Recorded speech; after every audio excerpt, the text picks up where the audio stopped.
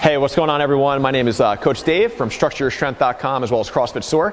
And today we're going to talk about the muscle snatch, the 6 common mistakes in power snatches or snatches, even in cleans as well, especially if you're in that CrossFit world or maybe you saw Olympic weightlifting and you want to try it at your local gym.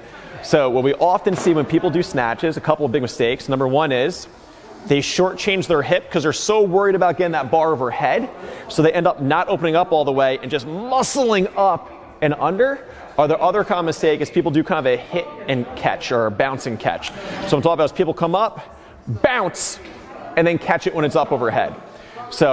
And the third common mistake, so the first one is they're not finishing that pull. Second one is they have a tendency to bounce and catch, which then when they go into a snatch, go into the squat, they can never really finish and never pull under that bar because they're disconnected.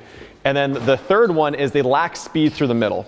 So speed through the middle, I'm talking about from once the bar hits here to when we pull under, that should be the fastest part of the lift, especially when you're going into a squat. That should be super, super fast as we're actively pulling ourselves down.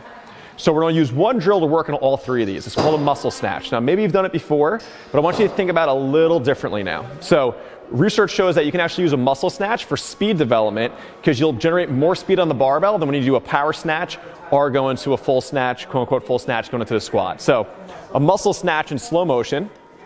I'm going to get set up. I'm going to extend, high elbows, pull that bar up overhead, punch, right? Rotate and punch. Now, with the muscle snatch, we can't just sneak under it. We can't bounce and catch because we can't move solid weight. And it also highlights if you have a tendency to move that bar away from you because you end up looking like this. And that is no place you want to be with a heavy weight. So again, the muscle snatch, you automatically have to get that full extension. It corrects the bounce and catch off the hips because we'll find that spot on our hip, as well as you have to stay connected to that bar on the way up because you cannot sneak under it. So what we see happens is when we program it for 4, 6, 8 weeks in a row. It doesn't need to be a max effort lift, right? You don't want to be super heavy with it, just 2s and 3s on it, building up in weight. Is people naturally start to figure out how to extend and how to stay connected to that bar. So then when we go back to snatches, they get full extension, they don't bounce and catch now. And since they're used to that action of pulling the elbows high, they're able to pull themselves down a lot faster.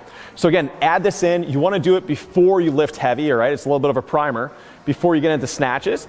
This cycle on Structure Your Strength, we're actually doing it on Fridays.